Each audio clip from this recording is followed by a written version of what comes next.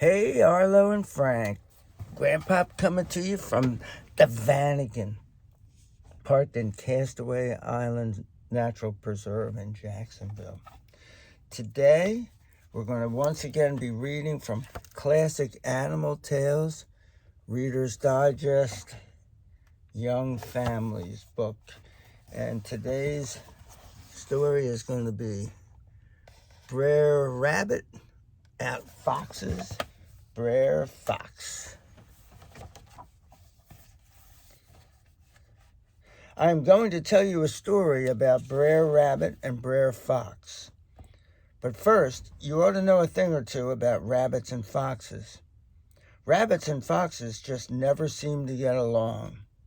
This is probably because foxes are always trying to make a meal out of rabbits, and rabbits are always trying to outfox those foxes. Brer Rabbit was the craftiest rabbit ever to cross a fox's path. Brer Fox was always trying to catch Brer Rabbit, but Brer Rabbit always had a trick up his sleeve. One afternoon, Brer Fox decided to get Brer Rabbit once and for all. "I'm going to catch that hoppity rabbit and make me a fine meal out of him," thought Brer Fox. And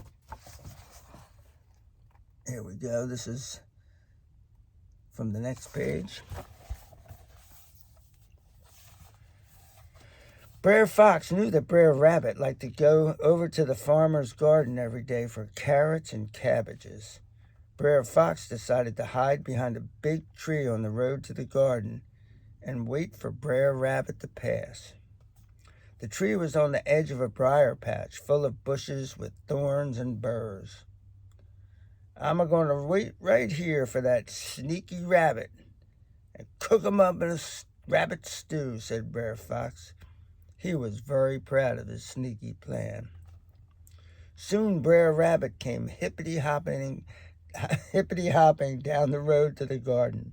Brer Fox jumped out from behind the tree and grabbed him up as quick as he could. "I'm going to brew a stew out of you, Rabbit," said Brer Fox. Brer Rabbit had to do some fast talking. "Well, you can cook me up in a big old pot and serve me for dinner, but please don't throw me in that briar patch yonder," cried Brer Rabbit. Brer Fox thought for a moment. "Now, maybe that stew would be too much bother for me. I'm going to roast you up instead." "Oh, you can fire up your old stove and roast me and serve me up with fried taters, but please don't throw me in that there briar patch," pleaded Brer Rabbit. This was starting to sound like a lot of work to Brer Fox. He really just wanted to get that rabbit out of his hair once and for all. "No, your scrawny hide ain't worth troubling over. I'm just going to string you up from that old hickory tree and get you out my hair," said Brer Fox. And here is him holding Brer Rabbit.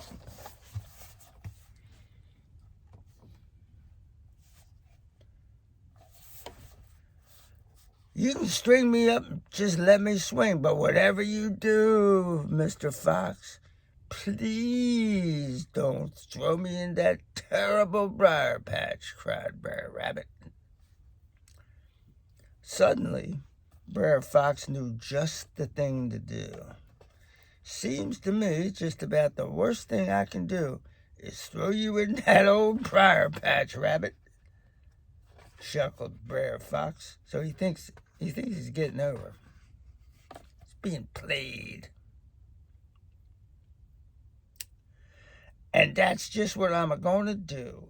And with that, Brer Fox swung Brer Rabbit over his head and threw him into the middle of the briar patch. "Yow!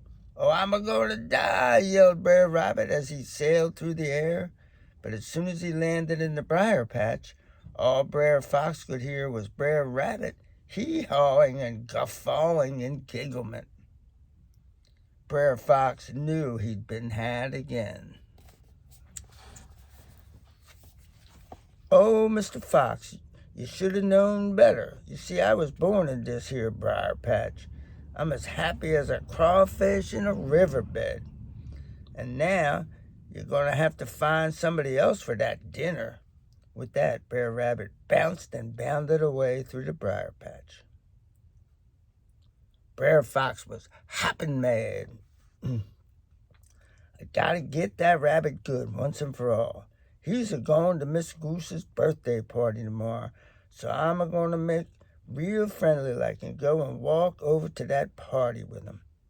And just when we get to crossing over the river, I'm going to throw that rabbit in. He'll be gone for good, sure as shooting." So he's going to wait until they get halfway across the bridge, and then he's just going to pick him up. And here's spoiler alert for something that happens when he gets there, when he gets to the rabbit's cabin or wherever rabbits live. The next day, Brer Rabbit was at his house, so that they live at houses, was at his house getting all spruced up for Miss Goose's party. When he saw Brer Fox come a-trotting up his path, he wrapped himself in a blanket and acted real sick, like. "What's all this moaning and groaning about, Rabbit?" asked Brer Fox. "Oh, I'm sick as an old dog, Mr. Fox. I ain't a-going to make it to Miss Goose's party after all," sighed Brer Rabbit. "This is a-going to help me with my plan just fine," thought Brer Fox. He said to Brer Rabbit, "Now you know you're going to be sorry if you miss that party, Rabbit. You come on with me, and I'm going to carry you." "Well, you're mighty kind, Mr. Fox, but surely I couldn't ride on your back without a saddle," said Brer Rabbit sneakily. Brer Fox went off to find a saddle. While he was gone, Brer Rabbit picked a bunch of flowers from Miss Goose and hid them under his blanket. I would like to see a saddle for a fox. I'm just saying.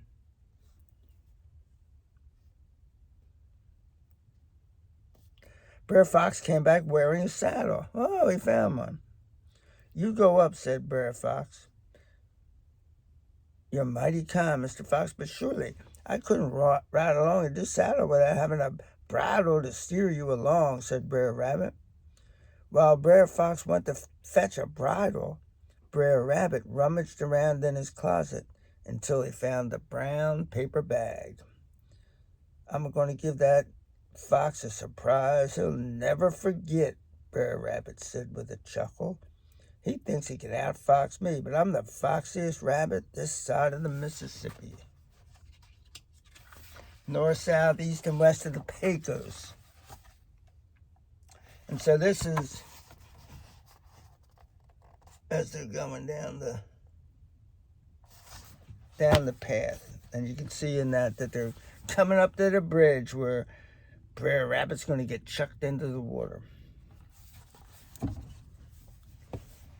When Brer Fox returned, he was wearing a bridle as well as a saddle. He was all ready to go, just like an old horse at the starting gate.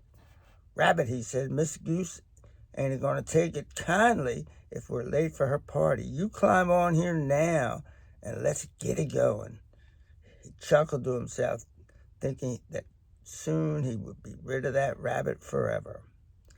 "Thank you, Mr. Fox.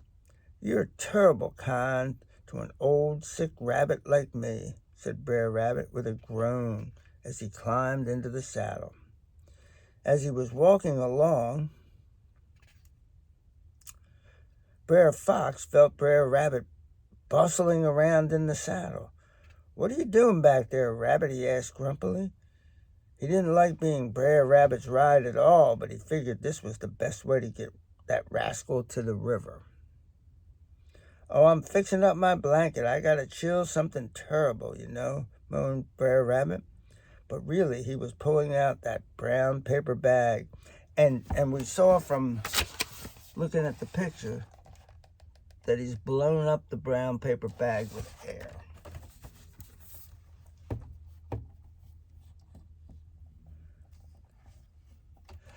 After another minute, Brer Fox felt his rider shifting and shuffling around again.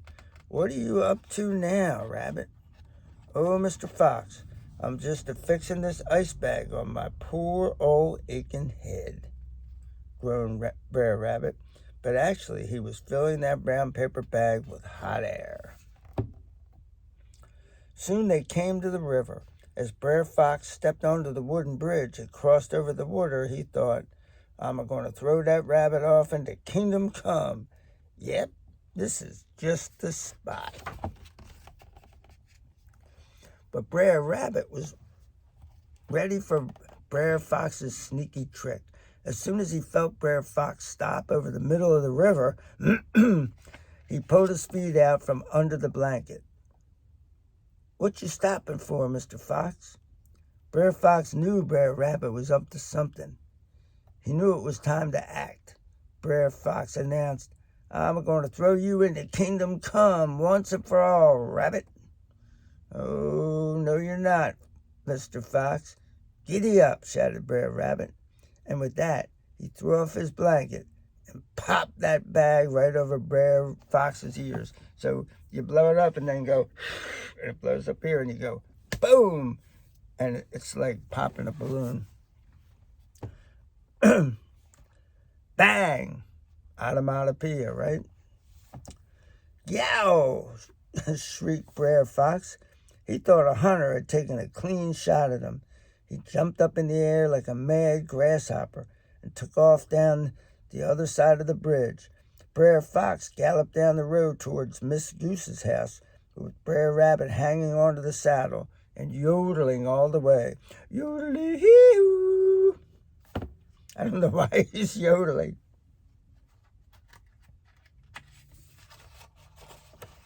"Giddy up, you old nag," cried Brer Rabbit. Poor Brer Fox just kept on galloping along past the briar patch, past the farmer's garden, past the duck pond, and right up to Miss Goose's house. Miss Goose, Miss Sheep, and Miss Pig had heard Brer Rabbit yodeling from a long way off. When Brer Fox came galloping up with Brer Rabbit on his back, they thought they had never seen anything so funny. And I'd beware if I was Mr. Rabbit, because they're these three single spinsters.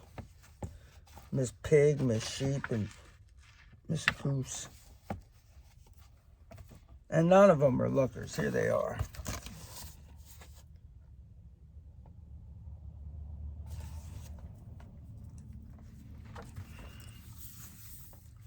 "Brer Rabbit sure got Brer Fox's goat all right," clucked Miss Goose. There's a lot of animals in that sentence. "Old Brer Fox won't want to go messing with that rabbit again for sure," bleated Miss Sheep. "That Brer Rabbit is the trickiest critter this side of the Mississippi," squealed Miss Pig.